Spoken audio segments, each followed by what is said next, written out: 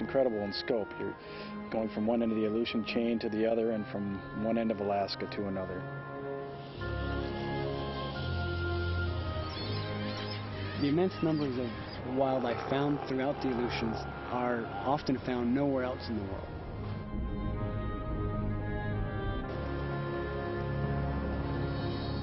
It's wild, the weather is rough, it can be stunningly beautiful, and it can be very harsh and unforgiving. I really don't know any other place like it.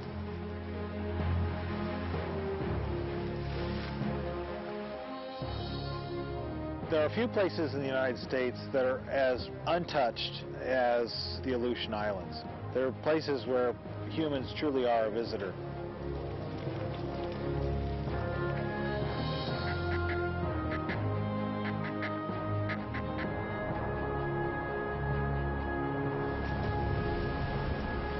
Dappled throughout the United States are wondrous places, protected so that wildlife comes first.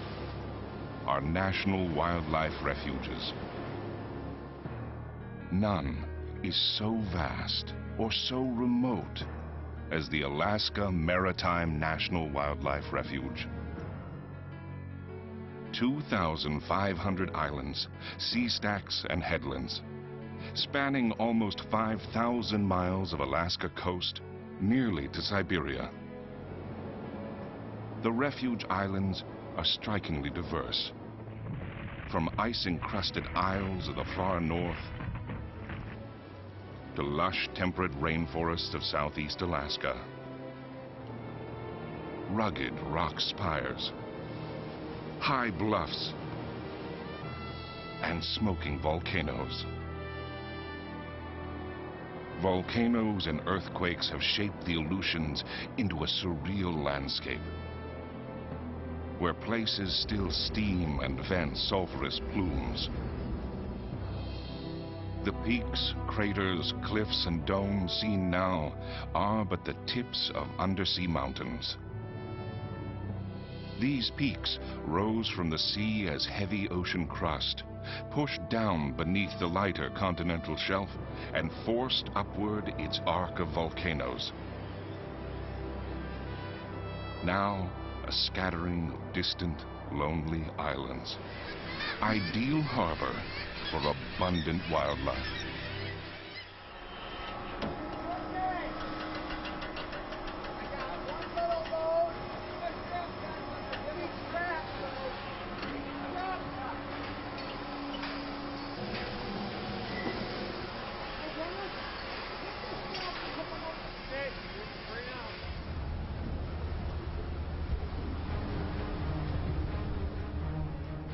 An extraordinary way to explore the refuge is to follow a season's journey of the Tekla, research vessel for the U.S. Fish and Wildlife Service, and see the refuge through the experience of the scientists who work there.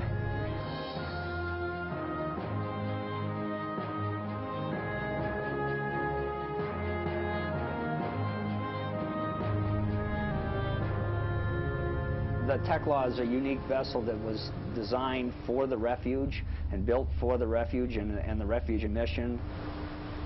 We're 120 feet long, but we've got a lot of ship packed into the 120 feet.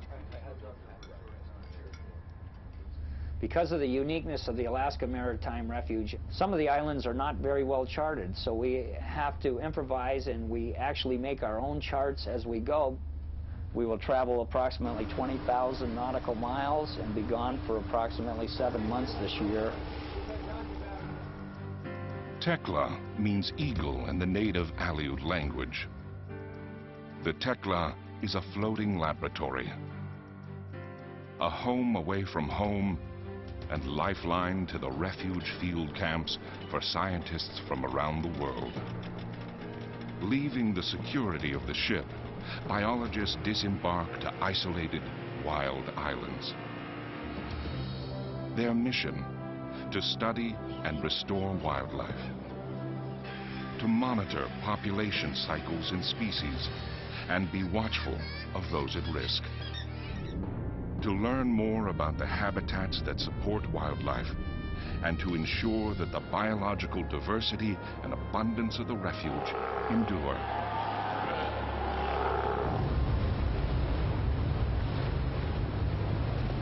We get to see aboard the ship some of the harshest ocean conditions of any oceans in the world, where the Pacific meets the Bering Sea along the Aleutian chain and creates some of the most violent waters in the world.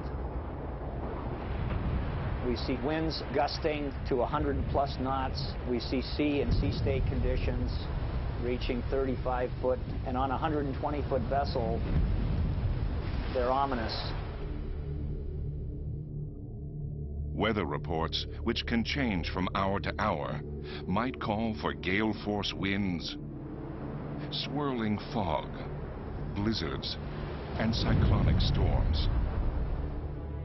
We're the only vessel for many, many miles, so you have to be very careful, and safety is the utmost concern when you're transiting these dangerous waters and these remote waters. Wildlife adapts to the weather, and so do the scientists.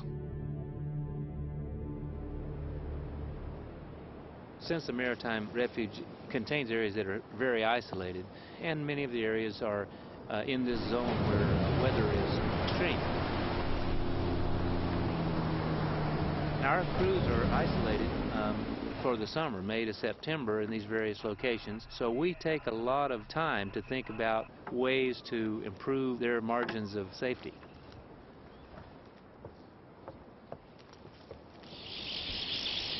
The islands and headlands are a spectacle of seabirds. More than 40 million seabirds of 30 different species nest on the refuge. Millions more visit here. There are more seabirds on the refuge than all the seabirds in the rest of North America. Just one colony on one island can be home to over 1 million birds and include 20 or more species. It's been said that sailors long ago listened for the clamor of bird calls to recognize headlands in the thick fog.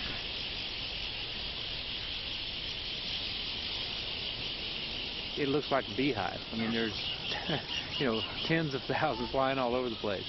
It's just a loud place and a really amazing concentration of birds in the air and on the water.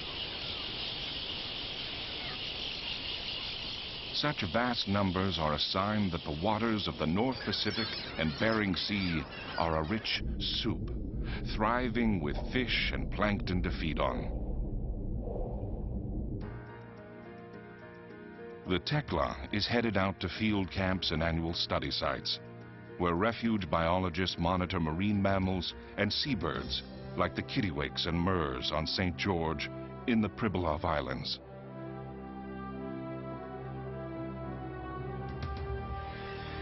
Red-legged kittiwakes are found throughout the Bering Sea and nowhere else in the world. Over 90% of the world's population nest on the Alaska Maritime Refuge. This is fortunate because the refuge can offer protection to this species. Red and black-legged kittiwakes will nest in the same proximity to each other, often in clusters on the cliff faces. On St. George Island, refuge biologists work atop dramatic 1,000-foot-high cliffs that hold multitudes of nesting birds. Murres are very colonial seabird. They nest in very dense numbers. They tend to come back to the same site once they've nested year after year after year. They keep the same mate. They only lay a single egg and raise a single chicken in the season. St. George is the largest murre colony in Alaska. There are probably 2 million murres nesting there in huge, huge numbers. Ledges that go on for miles that have tens of thousands of murres on them.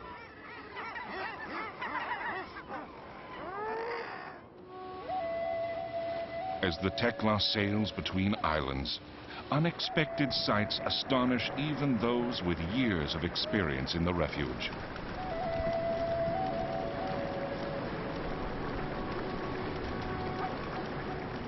all of a sudden, all these birds appear, and for the next 30 miles, we see millions of shearwaters. The phenomenon of shearwaters coming all the way from New Zealand and Australia, where they breed. They literally form flocks that you can see on the ship's radar. And sometimes, if you get into the big concentrations, you can basically see them almost all the way to the horizon.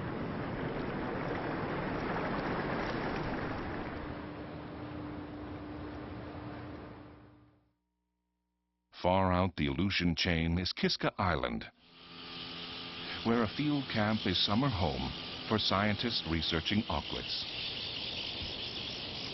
The display of auklets at Kiska is truly unbelievable. They come in such incredible numbers, this mass of these huge ribbons of birds flying in from the horizon to over your head and beyond. They darken the sky, and beats of their wings and their calls is kind of a deafening sound. And it's really kind of a spectacle. In some ways must have been like the passenger pigeons or the great herds of buffalo that are now gone. We have just the wildest guesses at populations in most cases. Some estimates run from a million to 15 million in one single location. The most abundant is the least auklet, and there's certainly millions and millions of those. Crested are the next most abundant. Crested auklets have this sort of tangerine odor about them, which is kind of overpowering at Kiska because their numbers are so vast. Parakeet and whiskered are probably the most unique. They nest almost exclusively on refuge lands in Alaska.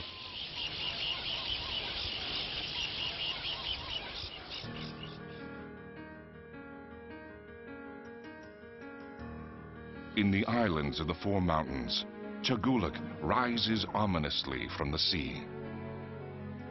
There, U.S. Geological Survey biologists study one of the largest fulmar colonies in the world. There aren't any other species in our Alaska seabird assemblage that are quite like fulmars, and you have to come to some pretty special places like Tiglax to have any chance to see them or to work with them. This particular study, we're doing satellite telemetry and also some genetic work that we'll do back in the lab. The purpose is to determine which fulmars are being caught in long-line fisheries. So that's very serious for a very long-lived species. These birds live for up to 40, 50 years naturally. We're putting satellite transmitters on the birds with harnesses. These are solar-powered units, which if we're lucky we could get data for the next 3 years. We're pursuing it fairly aggressively because we get just crucial information that, we've never had access to. Where do these birds go seasonally? Because that's a crucial management question. The vast ocean reaches that separate islands can also separate populations of the same species for countless generations. We have a number of unique subspecies. They're isolated so long that they're just different. For instance, I think we've got 5 or 6 different recognized subspecies of ptarmigan scattered along the Alaska Peninsula islands and out through the Aleutians. The Aleutian green-winged teal, it's a teal that's a lot like the North American green-winged teal, but it has as its habits that it nests on scattered islands through the Aleutians, and that's the only place that it occurs.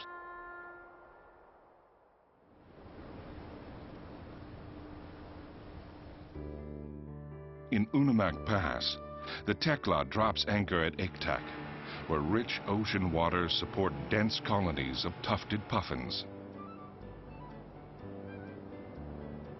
Tiglax provides nesting sites for a whole suite of marine animals.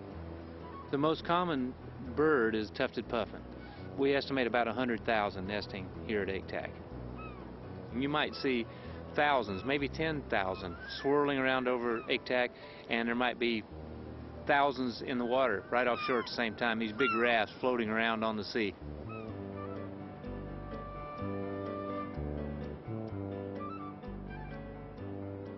Tiglax is also home to the tufted puffin's cousin, the horned puffin, which nest in notches in the rocks.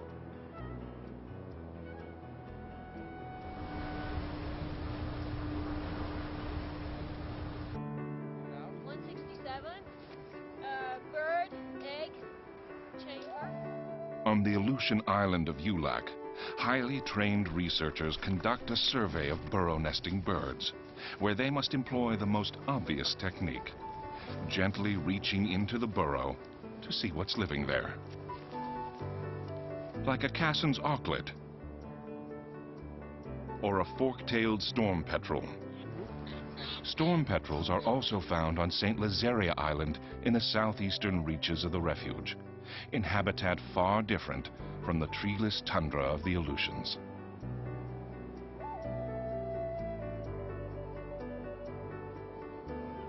Storm petrels are burrow nesters, and they're able to survive here because the soil is loose enough for these tiny birds to be digging burrows into the soil. The storm petrel burrows are pretty tiny. We have 2 or 3 people who are looking for burrow entrances, and once they find one, they give it an individual number, and then they reach in to see if there's a storm petrel occupying that burrow. And if there is, then we note which species it is and if it might have an egg or a chick.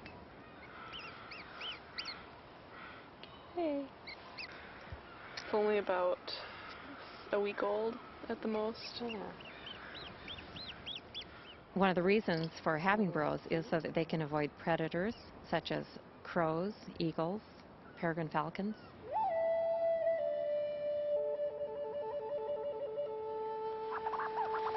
They also return to the islands just at night to help avoid predation.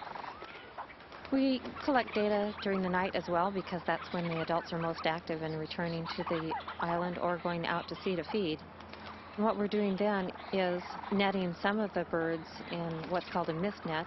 The bird will hit the net and then it slides down into this little pocket so that it's held gently. And then the researcher can go and remove the bird from the net and then collect the diet sample because these birds usually regurgitate their stomach contents.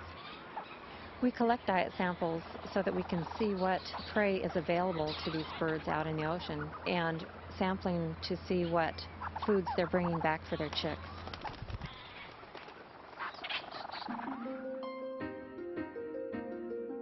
The Tiglax is a floating field research site.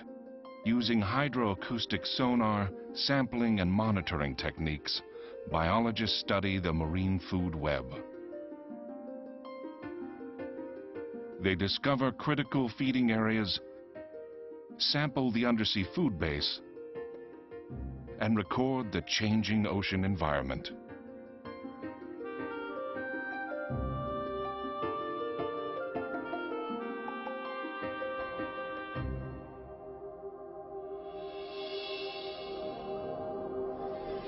Boguslav. This active volcano was first seen as it rose from a fiery underwater eruption 2 centuries ago.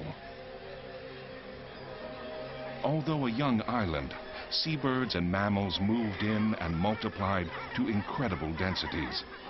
Until recently, when the sea lions mysteriously began to disappear from Boguslav and throughout most of the refuge. Stellar sea lions have declined by about 80%, and that's happened in about the last 20 years. So they are now classified as an endangered species because of that serious population decline. There's a lot of research going on, and I think it's fair to say that there's not agreement on exactly what the cause of decline is at this point. The food base may be inadequate to have sustained populations, and that is a factor. There's also some question about what the role of predation is by killer whales, particularly on pups. Nevertheless, it's very clear that the population has declined and not gone somewhere else. As mysterious as the disappearance of sea lions is the appearance of fur seals on Boguslav, even though they are declining elsewhere. When I first came here in 1973, everything you saw was stellar sea lions and not one fur seal. And now there are thousands of northern fur seals.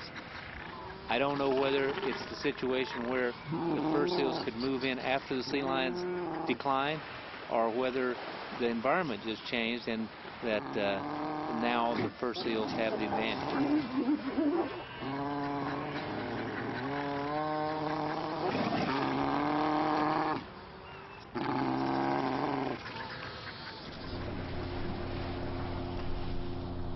The sea otter population worldwide was nearly extirpated during the commercial fur harvests in the 1700s.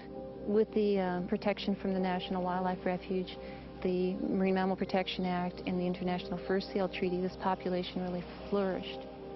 So it's a very shocking result to find that in recent surveys beginning in the 1990s, the population for all of the Aleutian Islands has decreased by 70%. Simply the adults are disappearing. We need to understand what's going on in the whole system. What we're doing right now is continuing our monitoring effort, and that's crucial to understanding whether the population is continuing to decline. It's crucial to understanding whether some areas are recovering or not. Sea otters are a very resilient animal, and I think if we can keep their environment pristine, if we can keep enough of them around, they'll come back. It'll just take a little while.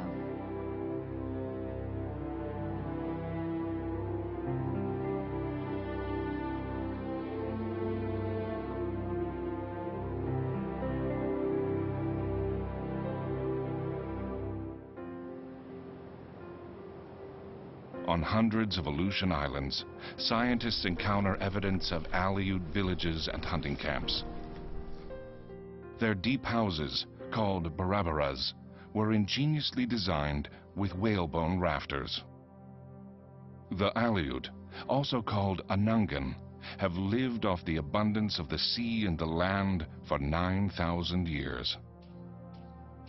Today, only a few villages, like Atka, remain. Yet the Anangan culture continues, still relying on the island's vast natural resources, using their considerable knowledge of plants for food and medicine and the ways of animals and the natural world.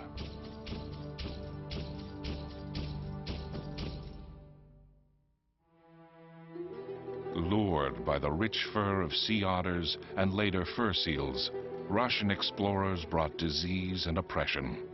Beginning with a voyage of Vitus Bering in 1741, Russians discovered the potential of riches in fur, and the world of the Aleuts would never be the same. The native people tried unsuccessfully to defeat their invaders. Instead, the Russians forced the Aleut to do their hunting. The Russians also brought foxes to be harvested for their fur, setting them loose on islands that had no land predators. After the U.S. bought Alaska in 1867, fox farming and fur hunting took on a new zeal. Introduced foxes were devastating bird populations, and sea otters were hunted to near extinction. By the early 1900s, it was apparent that wildlife needed protection, and the first pieces of the Alaska Maritime National Wildlife Refuge were established by President Teddy Roosevelt.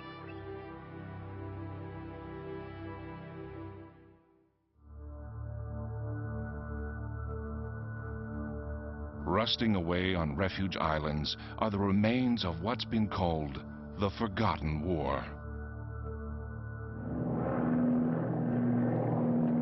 Most people don't know that during World War II, the Aleutians played a strategic role in the Pacific. It was 1942. The Japanese bombed Dutch Harbor on Unalaska Island, killing 43 people. Then attacked and occupied the refuge islands of Kiska and Attu. To defeat Japanese forces and drive them from American soil, the U.S. military built defense outposts on islands throughout the refuge.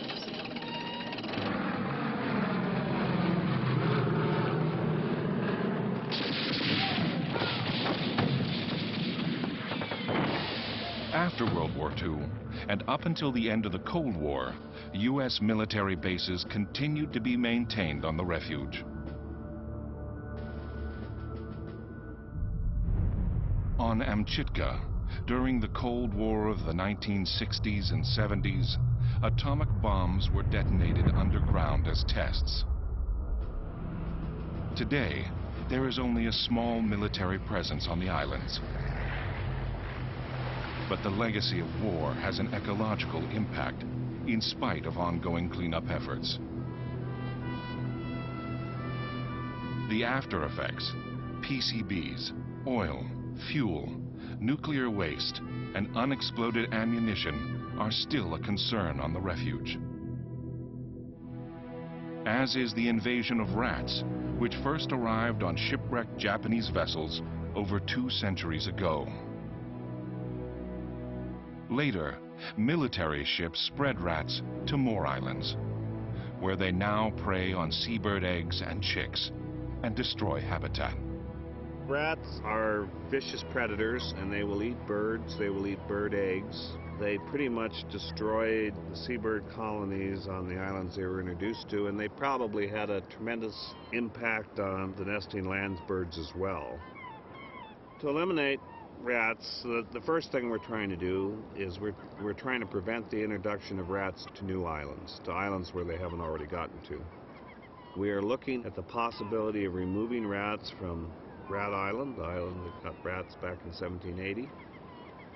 And we expect if we could do that, that we would get a substantial recovery of many seabird species and land birds. Non-native foxes, along with rats, are continuing threats to birds. On the treeless tundra of the Aleutian Islands, nesting birds evolved without land predators and have developed no natural defenses against them. When foxes were brought to the islands, they devastated bird populations. Since 1949, we've been eradicating foxes on 1 or more islands a year. The objectives are to eradicate all of the foxes and restore the islands to natural biodiversity. This is a program that's a part of a much larger worldwide effort. There has been a lot of interest in removing invasive species from islands where they occur and restoring islands back to their native habitat. Aleutian Canada geese were believed to have disappeared, the first victim of the foxes. But refuge manager Bob Jones heard accounts of naturalist sightings, and in 1963 tracked down a remnant population on Bull Deer Island, where foxes had never been introduced. Dedicated work continued for decades, removing foxes, transplanting geese to islands without foxes, and protecting the birds on their wintering grounds. Finally, the geese are considered recovered.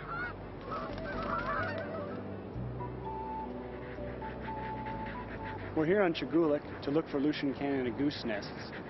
We're conducting surveys of Aleutian Canada geese as part of the 5-year monitoring program since the goose was delisted from the endangered species list in 2000. Listing on the endangered species list is often a one-way street. A species goes onto the list and never comes off it. The Aleutian Canada goose are a success story and one of the few examples of species formerly on the list that through management actions have been designated fully recovered.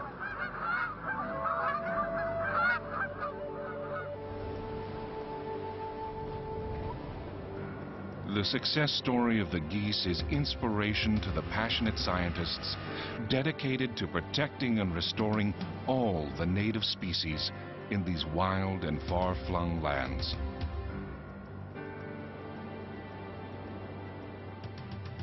I've had the privilege of flying over every island, rock, kelp bed in the entire Aleutian archipelago during the sea otter surveys, and there just wasn't a day when we were out doing those surveys that we didn't see something that made our mouth fall open and go, wow, look at this. First time I saw Sirius Point, the auklet colony, hundreds of thousands of auklets swirling around, and that's just a phenomenal scene. Seeing all the different sites of nature, seeing all the different landforms and volcanoes changing, supporting all the scientific work that's been conducting over the years. Boy, it's been one great adventure.